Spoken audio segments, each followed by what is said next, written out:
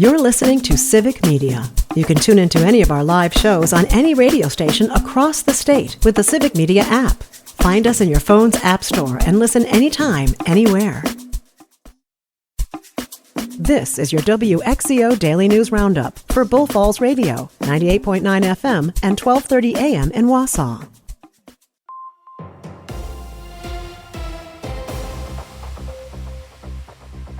For WXCO News, I'm Brittany Merlot. As of yesterday, you can no longer apply for Social Security benefits over the phone. Across the country, people applying for these benefits or making direct deposit changes have to do it online or in person. Savannah Tomei-Olsen has the details. Across the country, people applying for benefits or making direct deposit changes now have to do it online or in person. The Trump administration says it's part of a new identity verification process. But of course, the federal government is in the middle of massive budget cuts, which have already reduced staff and resources at the Social Security Administration. Now, some people don't have the ability to figure this stuff out on their own over the internet. So one of the biggest issues is proximity. According to the Urban Institute, 1 in 5 Wisconsinites would have to travel 46 miles or more to get to their nearest Social Security office. The number of calls to the AARP call center has more than doubled in the last 2 months. Jim Flaherty from AARP Wisconsin. They're concerned and they're confused. And it is up to our president and our Congress to work in a bipartisan manner. This is not a partisan issue. They need to work together to make sure that this program remains strong and solvent for current and future generations.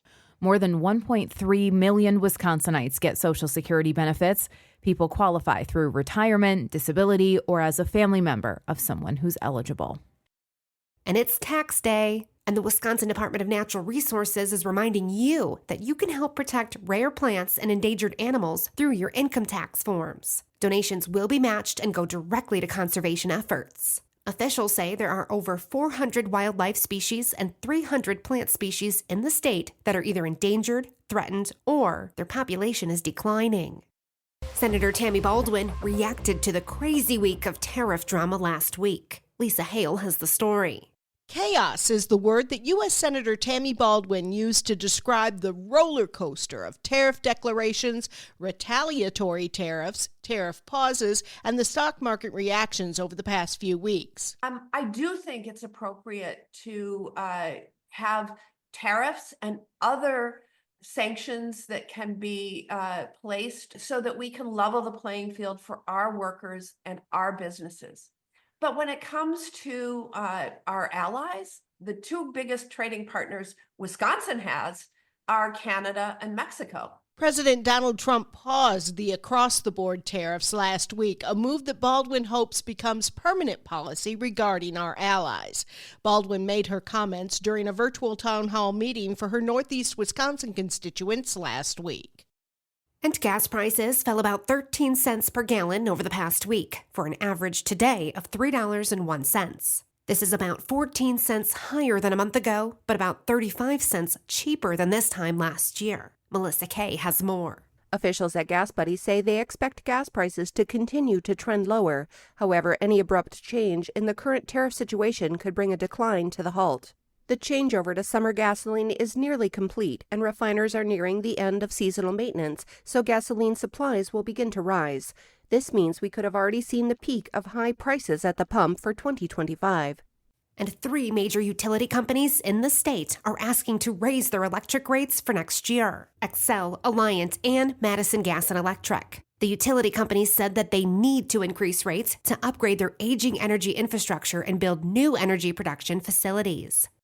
Should there be a limit on campaign spending for political candidates? One Wisconsin senator says yes. Lisa Hale has more. The most expensive judicial race in American history belongs to the Wisconsin Supreme Court justice race this year. Wisconsin Senator Kristen Dassler-Alfheim from the 18th Senate District said if she had her way, she'd remove money from politics. We would all rather have no money in politics. I truly believe that is the answer. We would rather be talking to constituents. We would rather be listening and answering questions and letting you learn who we are as real people eye to eye. That to me is how campaigns should be run. In today's world, that's not the way it's run. And it is really ridiculous, the amount of money that goes in. Over $100 million was spent by the campaigns and their allies in the race that saw Susan Crawford win over Brad Schimmel. And if a Fond du Lac representative gets his way, the pride flag and others will not be flown at the state capitol. Joanne Krulotz reports. Fond du Lac Republican Representative Jerry O'Connor authors a bill that would allow only flags of the U.S. and Wisconsin and says the visual created by flags on government and school buildings is a problem and causes division. Flags including Pride, MAGA, and Juneteenth would be prohibited under the bill, which includes exceptions such as the POW-MIA flag. And Governor Tony Evers and the Wisconsin Department of Children and Families are warning of potential child care closures. This if the legislature fails to invest in the Child Care Counts program. Last week, the agency's Child Care Counts Stabilization Survey found that 1/4 of child care providers in the state are at risk of closing. That, of course, is if the program does not continue when it expires this June. When sports teams use tax-exempt municipal programs to fund stadiums, it costs the federal government in tax revenue, and one congressman from Wisconsin wants to put a stop to it. Lisa Hale tells us more. U.S. Representative Glenn Grothman of the 6th Congressional District is among those backing a bipartisan effort in Congress to prevent the use of taxpayer subsidies for the construction of sports stadiums. Under the law, as it stands, pro sports teams are allowed to finance construction using tax-exempt municipal bonds, costing about $4 billion in lost federal revenue in the past 2.5 decades.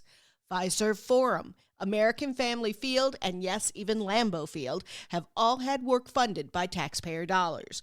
Grothman says a similar bill is also under consideration in the U.S. Senate. And with the NFL draft happening next week in Green Bay, people are starting to wonder how the weather will be. Right now, it looks like the week will start off cooler in the 40s with a wet start. But drying out by midweek, temperatures are on the rise and the sun wants to shine bright as the weekend arrives. The draft is Thursday, April 24th through the 26th, but events are happening all week long in Titletown. Friday, the temperatures look to reach the 50s, Saturday, the 60s, and the frozen tundra wants to spike into the 70s on that Sunday.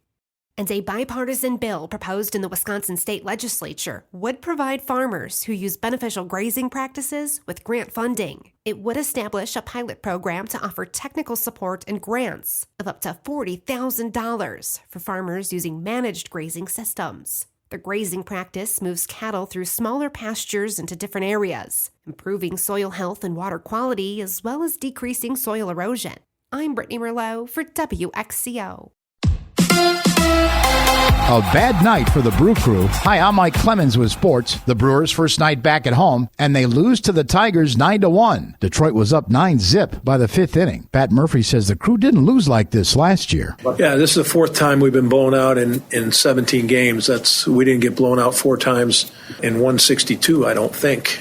But this is the 4th time in 17 games, so that is concerning. NBA, the Bucks getting ready for the playoffs. They face the Pacers Saturday at noon. Head coach Doc Rivers on how the team looks heading into that best-of-7 series. I like some of the things we're doing. I actually think we need the week of practice. I really do. I think we can really hone in on some stuff that we want to do, especially with Giannis handling the ball more. There's some things we feel like we need to get better, and I think we can do that. The Phoenix Suns have fired head coach Mike Budenholzer after just one season. They finished with a disappointing record of 36-46. Budenholzer led the Bucks to an NBA championship in 2021. With sports, I'm Mike Clemens. On your entertainment beat, I'm Pete Schwaba. Not sure if he slept in a tent or mud wrestled, but political rock star Bernie Sanders did make an appearance at Coachella over the weekend. The senator from Vermont took the stage to a huge response from the crowd before introducing Clairo and complimenting her on her activism. Sanders then performed an 18-minute guitar solo before smashing the instrument and kicking over the drums before exiting the stage and telling the crowd to off. Amy Lou Wood is lashing out at Saturday Night Live for going too far by making fun of her teeth. The White Lotus actress was no stranger to attention she received regarding her choppers, but said she was disappointed and called the teasing unfunny and mean. SNL cast member Sarah Sherman wore even bigger, exaggerated teeth. The sketch is available on YouTube if you want to judge for yourself. Despite the risk of getting vomited on or having a soda thrown at them, audiences still continued to flood theaters to see the Minecraft movie. It was tops at the box office for the second week in a row, according to Variety Lady, the film showed an impressive hold in its second week, with the crowd size diminishing by only 50% in its impressive second week. The film is now at $281 million domestically and $550 million globally. Minecraft was the only movie that was not a new release in the top 5. Coming in at second place was the religious film King of Kings, which brought in almost $20 million just a week before Easter. 20th Century Fox's The Amateur came in third place with $15 million. A24's Warfare came in fourth place with a take of about $8.5 million. The film received rave reviews from critics and is beyond intense. And the thriller Drop came in fifth place with $7.5 million at the gate. In case you're scoring at home, the movie with the worst critic score was in first place, and 4 critics' darlings rounded out the top 5. Actor Mickey Rourke has been asked to leave the show Celebrity Big Brother due to behavior resembling that of Mickey Rourke. That entails using offensive language and mistreatment of others. First, Rourke used threatening and aggressive language toward a fellow housemate, and that was after he had already been warned for inappropriate homophobic comments to fellow contestant JoJo Siwa. And he always seems so well-adjusted. When Roger Ebert really liked a film, he would say 2 big thumbs up. That makes sense on 2 fronts. My latest Pete pick is Warfare, a film about a platoon of Navy SEALs on a surveillance mission in Iraq that goes horribly wrong. It has a group of young actors who portray soldiers dealing with real-life war trauma. The film is written and directed by Iraq veteran Ray Mendoza. It's hard to watch at times, but the excellent direction makes Warfare the best war film I've ever seen. My thumbs aren't as big as Roger Ebert's, so I will say 2 medium thumbs up. For more showbiz fun, tune into Nightlight with me, Pete Schwaba, weeknights from 6 to 8 p.m. on the Civic Media Radio Network. A mix of clouds and sunshine today. We'll get to the mid to upper 40s this afternoon, and it will be windy with wind out of the northwest at 15 to 25, gusting to 30. Tonight, mostly clear. We'll drop into the low 20s tomorrow. Sunshine with a high in the mid 50s. I'm meteorologist Sean Cable. Outside now, it's 35. That's your WXCO Daily News Roundup from Civic Media. Subscribe to this podcast on Spotify, Apple, or wherever you find your podcasts. Find more news at bullfallsradio.com. The national news cycle never stops, but it can be hard to find news about your local community. Civic Media is dedicated to providing quality local and state news coverage across Wisconsin. With the Civic Media app, you can get notifications about local stories that matter to you and your community. Find the free Civic Media app in your phone's app store and choose notifications from the menu to tell us what kind of news you want to hear about.